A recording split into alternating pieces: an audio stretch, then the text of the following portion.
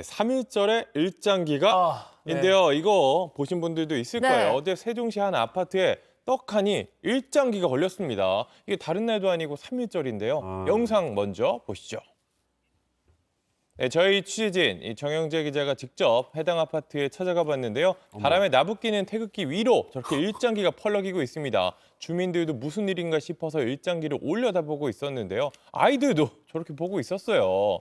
이 주민들에 따르면 3.1절 아침 갑자기 일장기가 저렇게 걸렸다고 합니다. 아니, 다른 날도 아니고 좀 뭐라고 해야 돼? 화가 난다고 해야 될까? 황당하다고 해야 네, 될까요? 황당하고 화도 나는데 네. 이 아파트 관리사무소로 항의 전화가 빗발쳤다고 합니다. 그래서 직원이 찾아가 봤지만 소용이 없었고요. 지금 보신 것처럼 경찰도 출동을 했습니다. 현장에서는 조금 거친 말이 오가기도 했는데요. 한번 들어보시죠.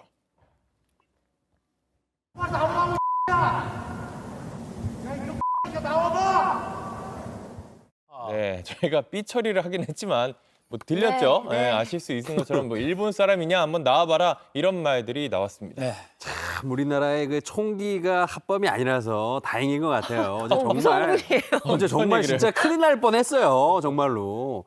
근데 모르겠어요. 제가 왜 저런지를 잘 모르겠거든요.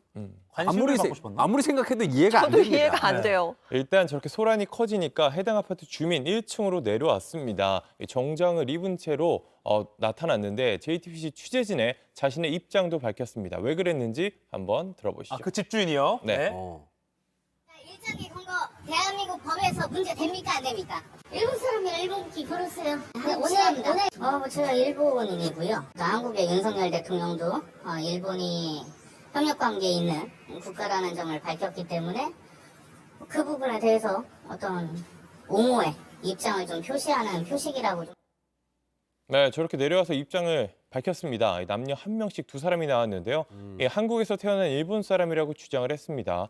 그런데 또 여러 매체에서 또 보도를 했는데 네. 이 입주민 등록카드에는 40대 한국인이라고 적혀 있다고 해요. 네. 뭐 본인은 일본인이라고 하는데 뭐 진실이 뭔지 알기는 어려운 상황입니다. 현재 일본어로 된 문패를 걸고 사는 걸로 알려졌는데요. 항의는 계속 이어졌고 오후 5시쯤 일장기가 내려갔다고 합니다. 그 일본인이라고 하기에는 한국말 너무 잘하시네요. 발음이 좋더라고요. 뭐 입주민 카드가 법적인 효력이 있는 거 아니니까 뭐 진실은 조금 더 밝혀져야 되겠지만 뭐 관심 받고서 그랬던 거 관심을 받고 싶어서 그랬던 거라면 제대로 받긴 받은 것 같습니다. 어떻게 네, 보면. 뭐한 3.1절에 일장기 걸고 뭐 대통령도 언급하고 보수단체도 언급하고 이런 인터뷰를 했더라고요. 아니 대통령부터 문제야 솔직히. 황당한 일입니다.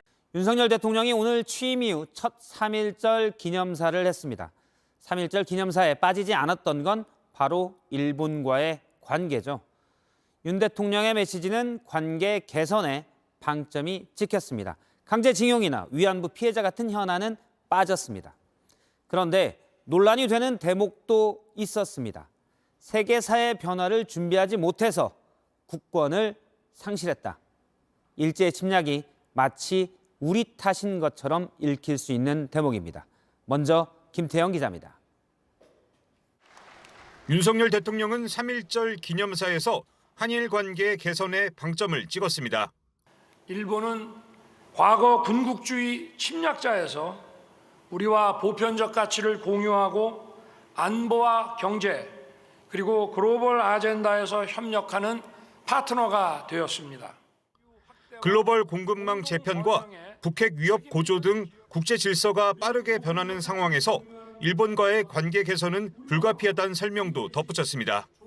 일제 침략의 부당함, 반성과 사과 촉구, 강제징용 배상 등 과거사 현안에 대해선 언급하지 않았습니다. 국권 침탈의 원인을 언급한 대목은 논란을 키웠습니다.